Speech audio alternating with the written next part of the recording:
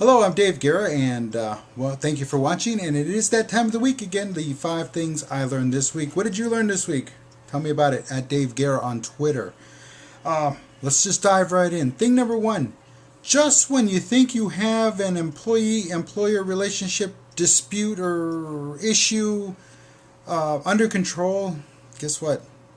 It's not. Something will pop up, something will rear its ugly head, something that's happened in the past or something that was kept hidden will pop up again, or will pop up and might just be a continuation of that issue, but it has to be dealt with as its own separate issue or as part of a larger issue, but it must be dealt with. You can't just, because you took care of it one time, move over and just say, oh well, it's already been taken care of on the same issue. No, you have to continue on. Now, this will definitely affect future employee-employer relations, but you know what? It's good because, again, if the relationship is going down a negative path, it does set the standard on what you expect or what your expectations are for the future, and that is a good thing. Thing number 2, the second thing I learned this week, training your staff is very important. Train them, always be training, constantly be training. Don't get away from training. If you have no idea as to what to train them on, then go out and get trained on something new, something different, something exciting, something that's relevant to your field, or something that supports your field. Get out there and get trained, and then come back and train your staff. Better yet, bring back the trainer, or get a trainer to come in and train your staff and sit down next to them and learn as they're learning. That's a good thing. It lets them know that, hey, you're just not the focal point, but you're the one that's working to bring them the new and exciting training, the stuff that's going to shake things up, stir the pot, make things better for the organization. Do it. The third thing I learned this week, I've said it once, and I've said it many times before, and I'll say it again, and I will continue to say it again. Every day when you get up, before you get your day going, I mean, obviously get up, do your exercises, have a good breakfast, take care of what you've got to take care of, meditate, get yourself focused, ready for the day. But the last thing you do before you out that door is make a list of what you need to do, of what has to get done today.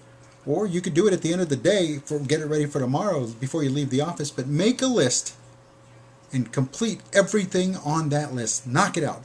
I've done it in the past, I've done it for weeks on end, months on end, and then I'll go start tweaking it, and then I'll start to slip. And it'll be time to come back and do it again. So by all means, make a list every day, stick to it, you'll see how much you get done. The fourth thing I learned this week is that when you have a job opening, when there's a position in your organization that needs to be filled, folks, I recommend you look towards veterans.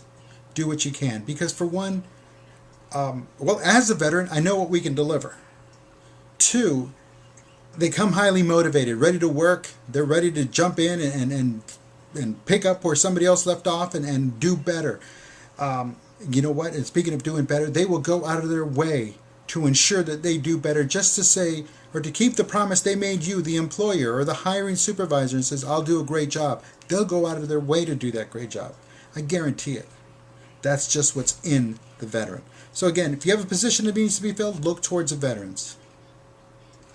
The fifth thing I learned this week, folks, we're in November of 2015. The end of the year is less than 2 months away now.